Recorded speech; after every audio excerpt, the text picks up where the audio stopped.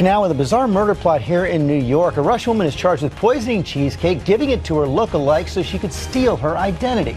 Viktoria Nasyrova was sentenced to 21 years in prison for the attempted murder of Olga Civic in New York. A Brooklyn woman was sentenced to 21 years in prison for putting poison in cheesecake intended for a woman. For her, it was an easy thing to try and take the life of another person. It was an easy thing to gain the trust of another person.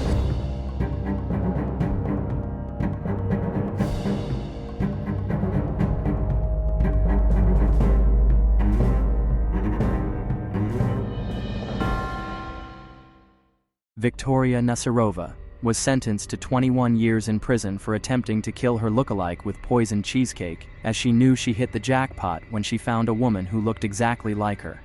On the other hand, she was supposedly the one who killed her neighbor and set her house on fire back home, and she was on the run in New York City and had no intention of returning. Who is Viktoria Nasyrova? Who did she offer a cheesecake to, and why? And would a poisoned cheesecake help her take on a new identity? Join us as we delve deeper into the Russian dominatrix who thought she'd use a cheesecake to steal her doppelganger's identity. Who is Viktoria Nasyrova? On December 15, 1975, Viktoria Nasyrova was born in the Russian Krasnodar region. She was a dominatrix in Brooklyn who went by Rachel or Mara and used the phrase, "make money to humiliate men." But if she was going to earn the big bucks, she really had to look nice. In early 2016, she discovered a salon in Queens, where she met Olga Civic, a 36-year-old Ukrainian lady. Olga was the salon's eyelash stylist, and the two had such striking similarities in their appearance that it was possible to say they were sisters or even twins. In order to kill time in the salon, Olga and other ladies would often talk about their lives. Eventually, Olga disclosed that she would be getting her work authorization card pretty soon. The unusual visit. One of Olga's clients, Viktoria Nasyrova, called the eyelash esthetician from Ukraine, who was now residing in Queens, New York. Did you kill Allah? No. You did not? No. Did you drug her? Give her medicine that made her pass out, go unconscious? No.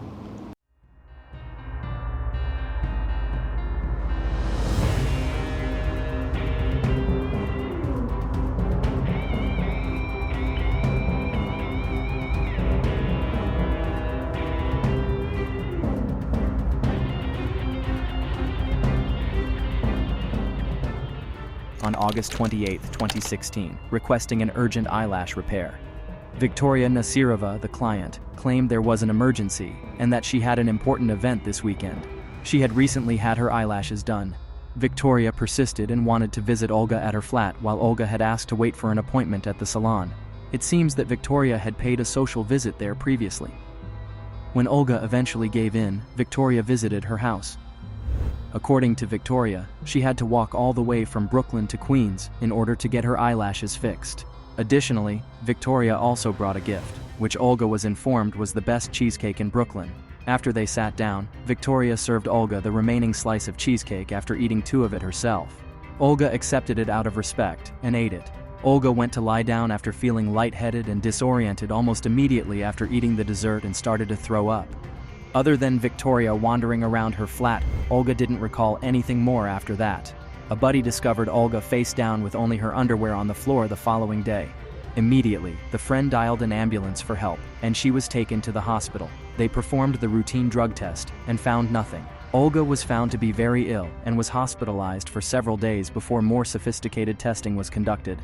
Missing items at the crime scene. Even so, Olga ended up going to the hospital twice, and she still can't recall the exact moment she was given medicine. Olga's passport, her employment authorization card provided by the United States, $4,000 in cash, and jewelry were among the various items that were missing from the residence when she and her sister came back home from the hospital. When I came to the room, I saw my sister very sick. She was like a vegetable, I tried to understand what happened with her. Ask about where is money, jewelry, documents. I checked all and called to emergency again because she was very bad.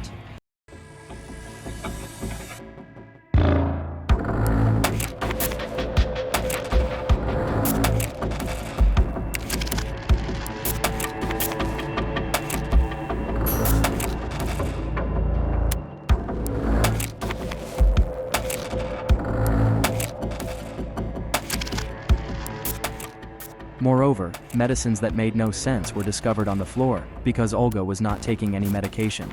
They made a call to the NYPD, who arrived and gathered all the evidence in the apartment, including the drugs and the cheesecake box, which was strangely left behind. Both the cheesecake and the tablets underwent rigorous testing. The tablets were recognized as phenazepam, manufactured in Russia and not sold or manufactured in the United States. The medication has a calming effect that reduces anxiety and uneasiness. But it can also result in severe vertigo, fatigue, and lack of coordination. Excessive dosages can also induce a coma, cause a person to lose consciousness, or even put them to sleep. Within the cheesecake container, forensics discovered trace amounts of the same substance in addition to female DNA that did not match the victim, Olga. In addition, the NYPD thought Olga's flat had been set up to appear as though she had killed herself in an attempt to take her identity. Thankfully, Olga survived. Both women at the time had strikingly similar looks. Viktoria had previously been under the notice of the NYPD, and she was being investigated as a possible suspect in a number of druggings and robberies of neighborhood men in Brooklyn and New York. Russian murder case. Among these guys was Ruben Burkov, the owner of a nearby dry cleaner, who had connected with Viktoria in June 2016 through a local Russian dating website under the fictitious name Anna. After some time of conversation, Viktoria extended an invitation for dinner. Viktoria had told him she was a great cook, and she wanted to tell him so. When he came over for supper, he observed something odd.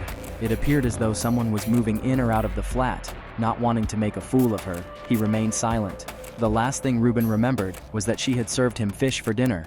The next thing he remembered was being hospitalized a week later. According to his staff, a woman had dropped him off, claiming he had consumed too much alcohol. It was also stated that she had assisted him in entering his office, gave him an explanation, and then departed. Ruben claims that since he doesn't drink, it did make sense for his employees to call for an ambulance at that point. He suspected he'd been drugged, but he hadn't had a lot of testing done. After leaving the hospital, he found that more than $1,000 in cash had disappeared from his business and himself, along with an expensive watch. In addition, he had a $2,400 charge on his American Express card, and Viktoria had vanished from his life. According to the NYPD, this is not the only time Viktoria has stolen from men using this strategy. The NYPD surmises that Viktoria might have been motivated to steal Olga's identity and possibly kill her because they were not the only ones conducting an investigation into her whereabouts. Viktoria then learned that she was the subject of an Interpol red notice and that Russian officials were hunting her out about a 2014 murder. The case about the Russian murder begins with Nadezhda Ford, a Russian native who had moved to New York in 2007. They were very close and spoke daily while her mother, Alla Alexeyenko, continued residing in Russia.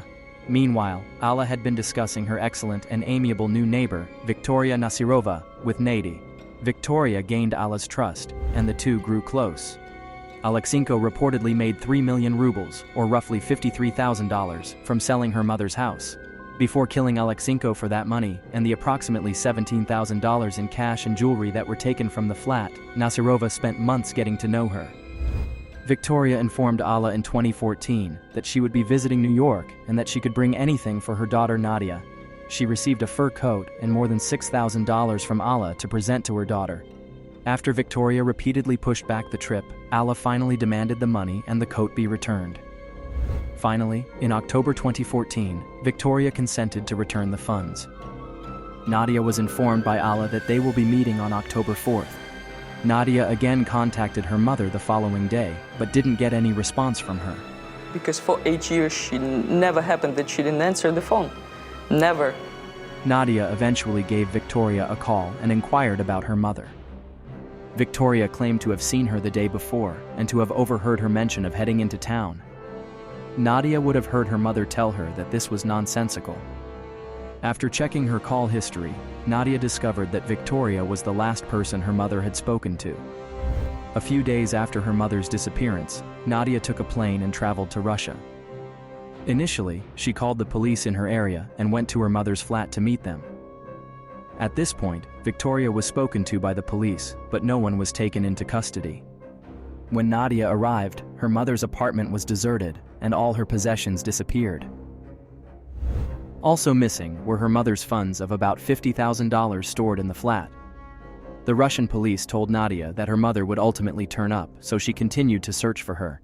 Subsequently, she obtained traffic camera footage, which displayed her mother in the rental car's passenger seat and what appeared to be Viktoria in the driver's seat. When Nadia brought this up to the police, she discovered that they had already been looking into her mother's disappearance and had the video. Viktoria was hauled in by the Russian police to be questioned. She was forced to undergo a lie detector exam, which she failed, and she made up a story about knowing where Alla was, or whether or not she had seen her. Nadia received the call she had been dreading in April 2015. They had discovered bones that had been burned after being abandoned in a remote area of the woods, but dental records helped to identify Alla. By the time Russian authorities issued an arrest order for Viktoria, she had already left the nation and was in the US. It's not her, no. It's just remains. And then a few minutes later, I started looking at her teeth.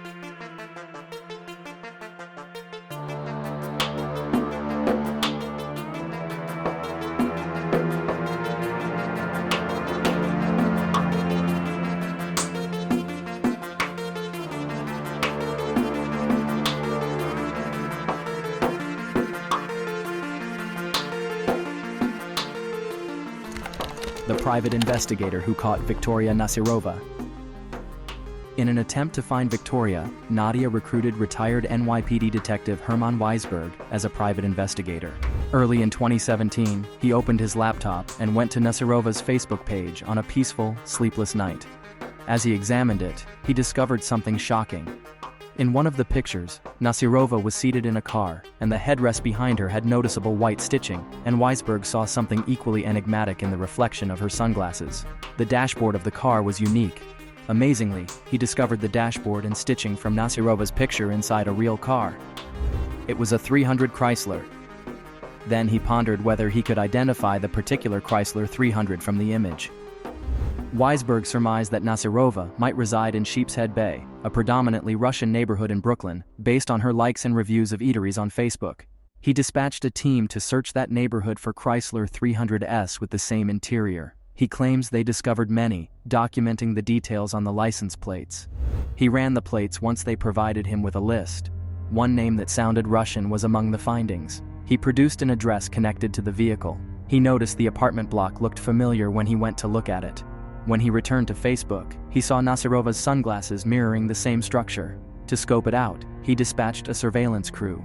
Weisberg wanted to be specific, even though his spies at the building spotted several women who looked like Nasyrova. Thus, according to Weisberg, he used a non-formal method he had become familiar with while working for the NYPD. But why would Nasyrova get involved in both identity theft and a murder attempt? However, Weisberg accomplished that in March 2017.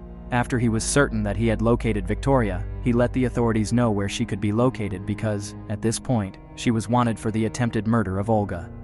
The arrest of Viktoria Nasyrova. Viktoria Nasyrova was taken into custody in March 2017. Apparently, she was previously detained in 2016 in New York for coat theft, but at the time, her detention was not reported as an international fugitive, and she was freed soon after. Viktoria voluntarily provided her DNA for collection after her apprehension. Though the DNA matched the cheesecake container, she insisted she had done nothing wrong. Ruben Borakov was also given a chance to recognize Viktoria as Anna. In addition to other counts like stealing, Viktoria was charged with attempted murder and put on trial in March 2018. In 2018, Viktoria was interviewed by a 48-hour show when she was detained on Rikers Island awaiting trial. She said, "I know whom you mean. I know this young woman. I can tell you that I did not force her to eat it," when they questioned if she had poisoned Olga with the cheesecake. There's a woman named Olga who looks a lot like you, who claims that you tried to kill her by giving her a piece of poisoned cheesecake so you could steal her identity. Я знаю, о ком ведет речь. Я знаю эту девушку. I know whom you mean. I know this young woman. I can tell you that. Я ее не I заставляла. did not force her to eat it.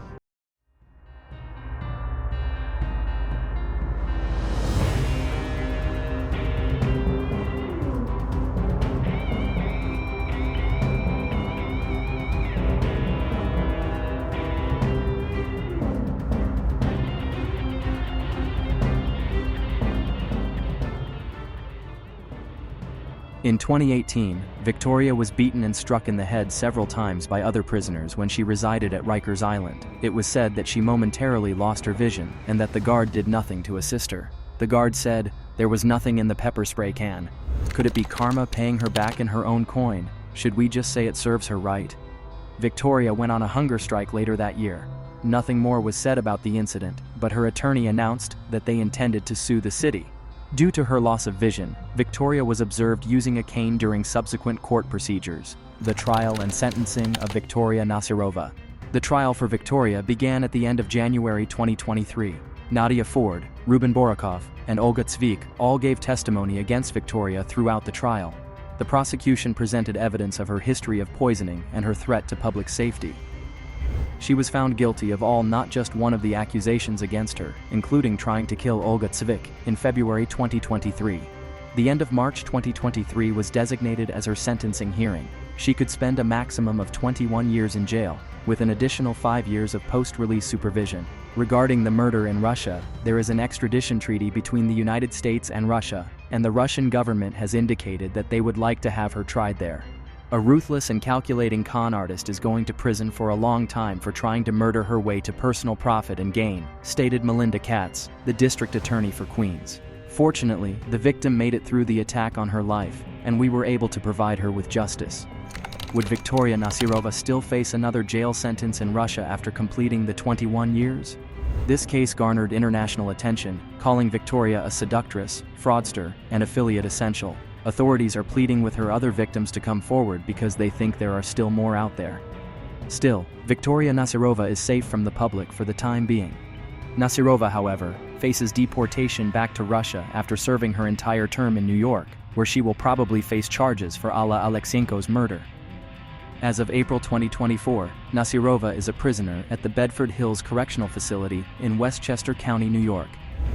While incarcerated, she reportedly started drawing and making 3D art, according to the New York Post. In an interview with Viktoria, she said, "My so-called signature work is letters of people's names with butterflies and other things, in 3D, Nasyrova told the Post. "You would be very surprised. I get an enormous amount of pleasure from seeing people's faces when I give them what they ordered from me.